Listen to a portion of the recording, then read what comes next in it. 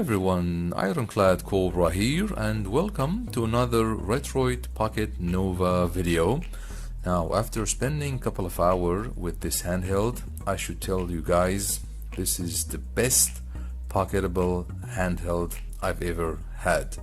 As I mentioned in my previous unboxing video, I think Retroid did a great job to find a successor to the Retroid Pocket Mini, which is discontinued now, with better technology, better performance, and almost the same price, or a little bit more, I should say, given the fact with the storage and soaring crisis of memory. Now, as I mentioned, you are getting an ode to performance in a 4x3 handheld, and I think this is great. Now, what I've noticed as well after spending some time with the Nova is that these rounded or oval corners make it really look smaller, you know, as you see here. And I think this is a great thing. It's not very edgy and sharp, and at the same time the Nova is quite thin as well. It doesn't have, of course, the grippy part as you have on the other Retroid handhelds, but I think that's part of the fact or the design to make the Nova more pocketable and portable. And I think for a thin handheld, it's absolutely amazing. Look at the thinness of the device.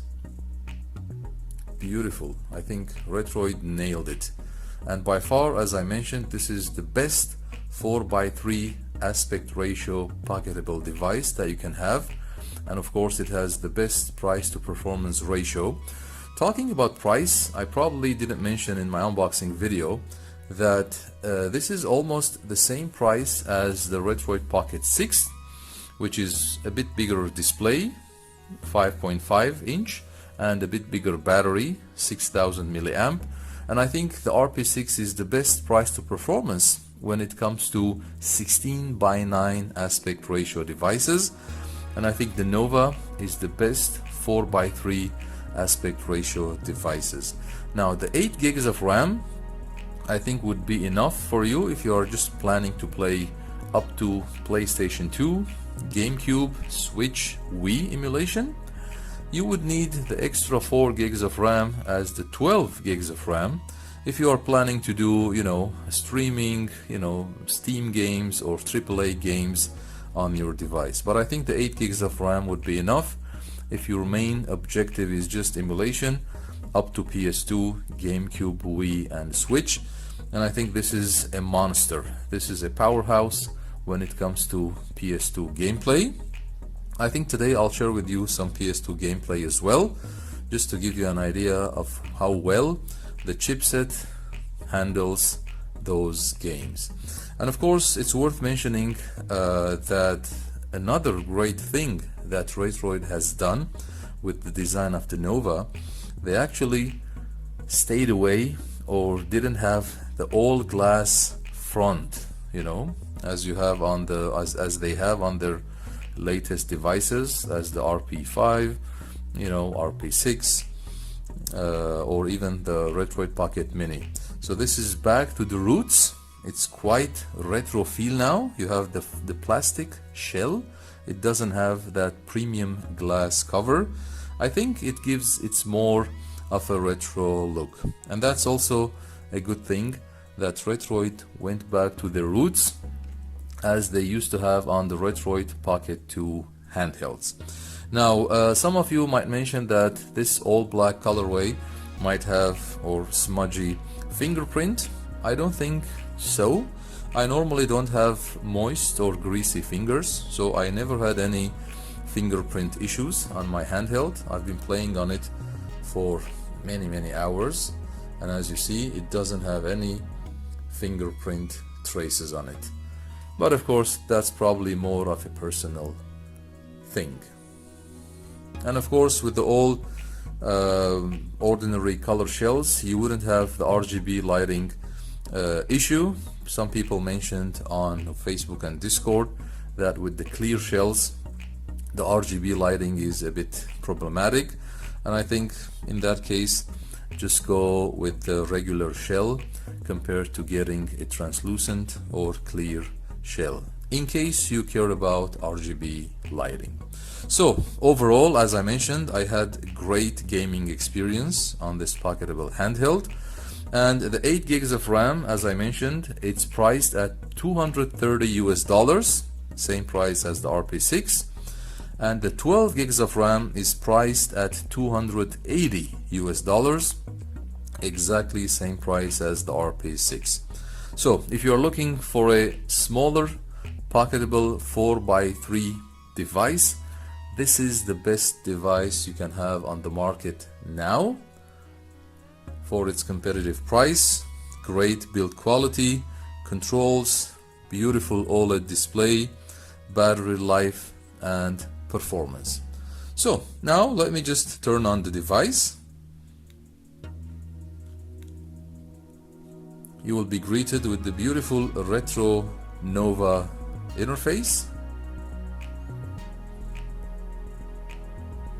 I also had the blue RGB lighting here as well.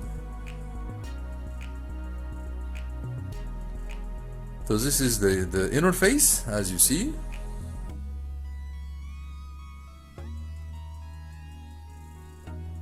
The emulator that I'm using for PlayStation 2, let me just show you. I'm just showing you Daijisho here. This is a free and easy to use front end. I've been using it on many of my Android handhelds. So we'll just go to Daijisho. This is my PS2. As you see here, I got some of my favorite PS2 games here. As you go. We'll try to test some games today to showcase the PS2 performance that is running very well at easy 60 FPS on the Nova. Okay, and then if you go to apps, as you see here, this is the Nether SX2. It's the fork of Turnip, you know. I think this is a latest one that they developed last year. I'm gonna put the link to their GitHub page. You can download the APK file directly from their GitHub page, and it offers Turnip driver support as well, so you would have a great PS2 performance. And of course, I'll put all my PS2 settings in the video description. So let's go to my PS2 system and let's do a racing game today. Let's do Need for Speed Most Wanted. This is one of my favorite all-time racing games, and let's see how it will run. I kept the FPS indicator on the top right corner of the screen so you can see the performance numbers.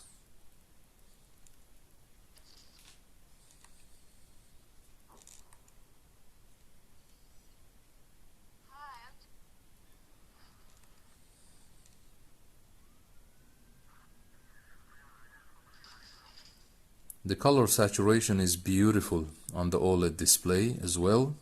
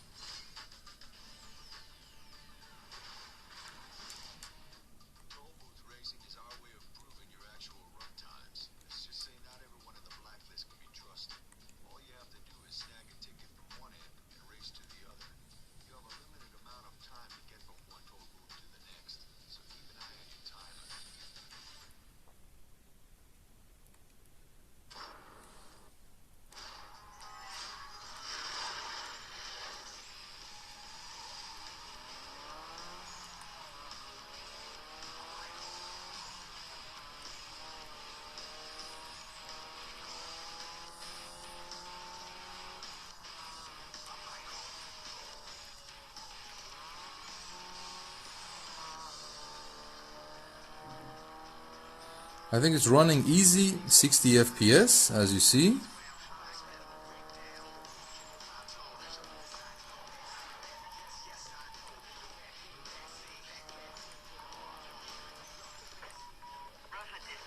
Oops.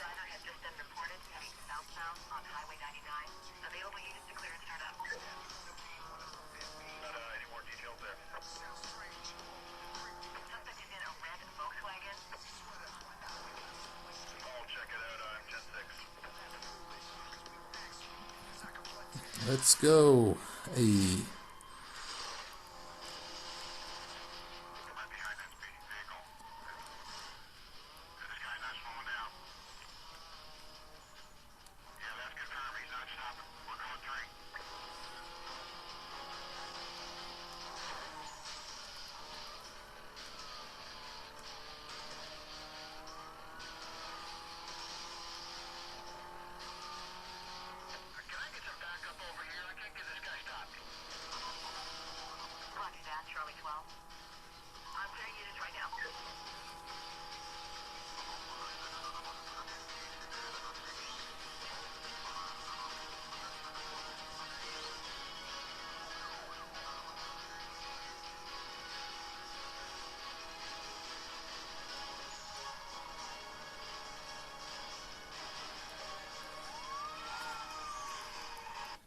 Wow, super smooth gameplay as you've seen, easy 60 FPS, no lag, no frame skipping, no audio tear. I think the Nova is handling PS2 like a boss. Okay guys, I think that would be for today. Thanks for watching. Feel free to like and subscribe if you enjoyed the video. And always remember, we don't stop gaming because we grow old. We grow old because we stop gaming.